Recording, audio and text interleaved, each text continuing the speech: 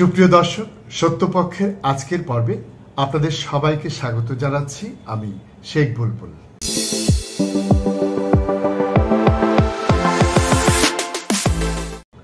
প্রিয় দর্শক, আসুন শুরুতেই আমরা একটি ভিডিও দেখে আসি। বিএনপির সর্বোচ্চ নেতৃত্ব তার তৃণমূলকে সামলাতে পারছে না। দীর্ঘদিন থেকে আমরা এই পরিস্থিতি খেয়াল করেছি। সর্বোচ্চ নেতৃত্বের আন্তরিকতার প্রমাণ তারা অনেক ক্ষেত্রে দিয়েছেন, কিন্তু আসলে খুব বেশি ফলপ্রসূ হয়নি। এবং গতকাল একটা খবর আমাদের সামনে আসলো, এটা বিভৎস খবর। এবং এরকম ঘটনা যদি চলতে থাকে, ছোট বড়, গতবারেরটা অনেক বড়, তাই এটা নিয়ে একটু কথা বলতে চাই। ছোট, খুব ছোট না, আসলে বাংলাদেশের মানদণ্ডে হয়তো আমাদের এক ধরনের গা সওয়া আছে বলে ছোট বলছি, কিন্তু ওগুলো ছোট ঘটনা না। এভাবে ক্রমাগত ঘটনা ঘটতে ঘটতে মানুষের অভিশাপ কামাচ্ছে বিএনপির এই তৃণমূল নেতৃত্বকর্মী, এবং দিনের শেষে এটা দলের উপরে প্রভাব পড়বে, পুরো ছারখার হবে, এই পরিস্থিতি আছে। এবং বিএনপির মতো একটা দল এই দিকে যাওয়া রাষ্ট্রের জন্যই ঝুঁকিপূর্ণ, শুধু বিএনপির জন্য না, আমাদের এই রাষ্ট্রের জন্যই খুবই ঝুঁকিপূর্ণ। সেই প্রসঙ্গে আসবো। কেন বলছি কথাগুলো? নারায়ণগঞ্জে একটা ঘটনা ঘটেছে। এক ভদ্রলোক তার দোকান দখল করে বানানো বিএনপি কার্যালয়ে থেকে তাকে ভাড়া দেওয়া হচ্ছিল না। তিনি সে ভাড়া চাইতে গিয়েছিলেন। সে চাইতে যাওয়ার পর তাকে পিটিয়ে মেরে ফেলা হয়েছে। ঘটনাটা এরকম যে 3টা পাশাপাশি দোকান, এই রিপোর্টেই আছে, দখল করে বিএনপির কার্যালয় বানানো হয়েছে। এবং সেখানে যিনি মারা গেছেন তার একটা দোকান এবং তার ভাইয়ের 2টো দোকান। কোনো কারণে তার ভাইকে দেয়া হতো, চাঁদা, ভাড়া দেয়া হতো, কিন্তু যিনি হত্যাকাণ্ডের শিকার হয়েছেন মোহাম্মদ জাহাঙ্গীর, তাকে ভাড়া দেয়া হচ্ছিল না। তিনি এরপর ভাড়া চাইতে যান। চাইতে যাওয়ার পর সম্ভবত কিছুটা বাকবিতণ্ডা হয়, তাকে পেটানো হয়। উনি ওখানেই মারা যান। হসপিটালে যখন নেওয়া হয় তাকে মৃত ঘোষণা করা হয়। তার মাথায় গভীর ক্ষতের চিহ্ন আছে। কোনো একটা জায়গায় দেখলাম এই রিপোর্টের মধ্যে যে কোনো একটা জায়গায় তাকে আবার বিএনপির একজন সদস্য হিসাবেও, কোনো একটা অঙ্গ সংগঠন বা সহযোগী সংগঠনের সদস্য হিসাবেও দেখানো আছে।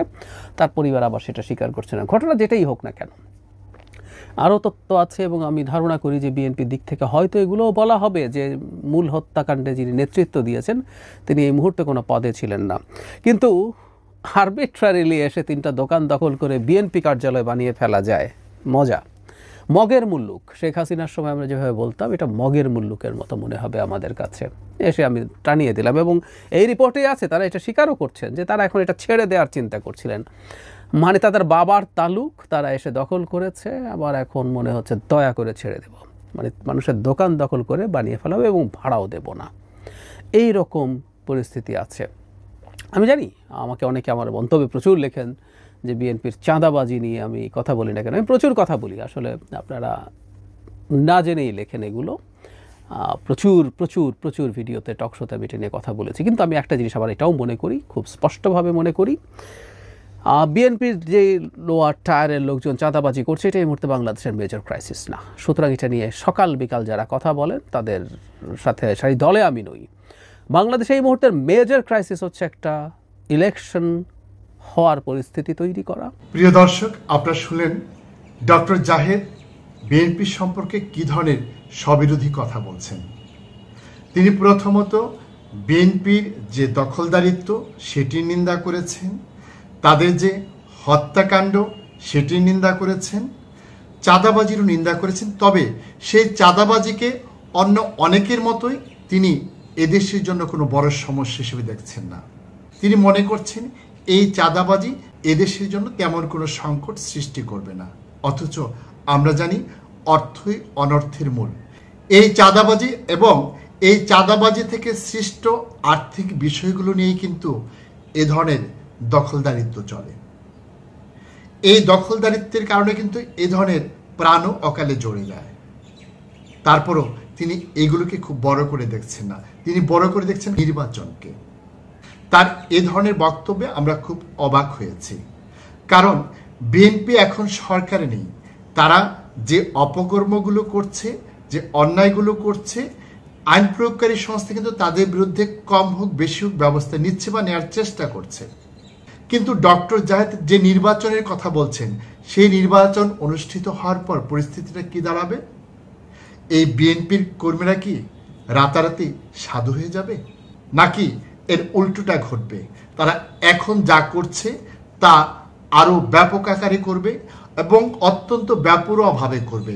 এখন তো তাদের কোনো না কোনো শক্তিকে পরোয়া করতে হয়, তখন কোনো কিছুকে তাদের পরোয়া করতে হবে না, কারণ তাদের টপ টু বটম একটি লিঙ্ক আপে চলে আসবে।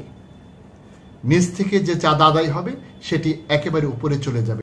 আর তার বিরুদ্ধে যদি আইনশৃঙ্খলা বাহিনী কোনো পদক্ষেপ নেয় তাহলে এক রাতের মধ্যেই সেটি উল্টে যাবে। যারা ভিকটিম উল্টো তারাই ফেসে যাবে, যেটা আমরা বিগত সময়গুলোতে দেখেছি।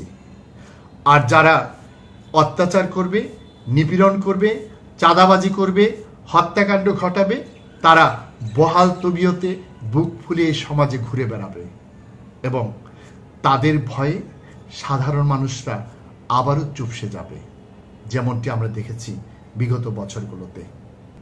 আমি জানি না ডক্টর জাহেদ এই বিষয়গুলো কেন অনুধাবন করতে পারছেন না, কিংবা অনুধাবন করতে পারলেও কোন আশায়, কোন লোভে সেই বিষয়টিকে তিনি ধামাচাপা দিয়ে আমাদের যাচ্ছে তাই বোঝানোর চেষ্টা করছেন। যে বিএনপি এই অবস্থায় তাদের নেতাকর্মীদের নিয়ন্ত্রণ করতে পারছে না, যখন তারা সরকারে যাবে তখন হয়তো তারা তাদের নিয়ন্ত্রণ করতে পারবে, এটাই হয়তো ডক্টর জাহেদ বলবেন। কিন্তু আমাদের অতীত কি বলছে? 1991 সালে যখন বিএনপি সরকার গঠন করেছিল তখন কি তারা তার দলে গজে ওঠা চাঁদাবাজদের নিয়ন্ত্রণ করতে পেরেছিল? এই জন্য তখন তো তারা একটি আইনও করেছিল। সেই আইন কি ফলপ্রসূ হয়েছিল? এই বিএনপি যখন অপারেশন ক্লিন হার্ট করলো, কিসের জন্য করলো? কারণ তার দলের যেসব সন্ত্রাসী ছিল তাদেরকে নিয়ন্ত্রণ করার জন্যই তো। সেক্ষেত্রে কি শেষ পর্যন্ত তারা সফল হয়েছিল, নাকি অনেক বেশি সমালোচিত হয়েছিল? এই বিএনপির নেতারাই সেক্ষেত্রে বাধা সৃষ্টি করেছে। তারপর যখন র্যাব গঠন করা হলো তখন বিএনপির যেসব সন্ত্রাসী ছিল তাদেরকে বিচার বহির্ভূতভাবে হত্যা করে আইন শৃঙ্খলা পরিস্থিতি কিছুটা স্বাভাবিক পর্যায়ে নিয়ে আসা হয়েছিল। তখন সাধারণ মানুষ যে উল্লাস প্রকাশ করেছিল সেটি কি সরকারি দলের পৃষ্ঠপোষকতায় যারা সন্ত্রাস করত তাদের মৃত্যুর পর, না কোনো নিরীহ মানুষের মৃত্যুর পর? যেমনটি আমরা দেখেছি ডক্টর জাহিদ যে ঘটনাটির কথা বলেছেন সেই দোকানির ক্ষেত্রে। তাহলে বেপরোয়াভাবে সন্ত্রাস মূলত কারা করে? বেপরোয়াভাবে এদেশে সন্ত্রাস তারাই করে যারা সরকারি দলের নেতা বা কর্মী কিংবা তাদের পৃষ্ঠপোষকতায় থাকে। তাহলে ডক্টর জাহেদ যে নির্বাচন চাইছেন সেই নির্বাচনের পর আইন শৃঙ্খলা পরিস্থিতির এর চেয়ে কি আরো উন্নতি হবে বলে তিনি আশা করছেন? চাঁদাবাজি কি এর চেয়ে কমে যাবে? দখলদারিত্ব কি এর চেয়ে কমে যাবে? এ ধরনের হত্যাকাণ্ড কি থেমে যাবে? আমরা জানি না বাস্তবে কি হবে। তবে অতীতের যে অভিজ্ঞতা তার আলোকে আমরা এটুকু বলতে পারি, এই ধরনের সন্ত্রাস চাঁদাবাজি নির্বাচনের পর আরো অনেক অনেক গুণে বেড়ে যাবে। কারণ তখন সরকারি দল বিএনপির হাতে চলে আসবে একচ্ছত্র ক্ষমতা। এখন যে ক্ষমতার একটি ভারসাম্য রয়েছে, একদিকে সরকার এবং আইন শৃঙ্খলা বাহিনী এবং অপরদিকে বিএনপি, সেই ব্যালেন্সটা তখন থাকবে না। সেই ব্যালেন্সটা ভেঙে গেলে আবার এদেশে ভয়ের সংস্কৃতি চালু হবে, আবার এদেশে নিপীড়নের সংস্কৃতি চালু হবে, যেটি ইতিমধ্যেই ভবিষ্যৎ সরকারি দল হিসেবে বিএনপি শুরু করে দিয়েছে। আমরা চাই ডক্টর জাহেদ বিষয়টি উপলব্ধি করে নির্বাচনের আগেই যাতে এই ধরনের অশুভ শক্তিকে এই দেশ থেকে নির্মূল করা সম্ভব না হলেও অনেকটাই নিয়ন্ত্রণ করা যায় সে সম্পর্কিত পরামর্শ দেবেন এবং কোন কৌশলে সরকার বা বিএনপি তাদেরকে নিয়ন্ত্রণ করতে পারবে সেই সম্পর্কে তিনি উপযুক্ত কৌশল বাতলে দেবেন। প্রিয় দর্শক, আজকের মতো আমরা এখানেই শেষ করছি। আপনাদের সাথে আবারও দেখা হবে। সে পর্যন্ত আপনারা সবাই ভালো থাকুন, সুস্থ থাকুন। আল্লাহ হাফেজ।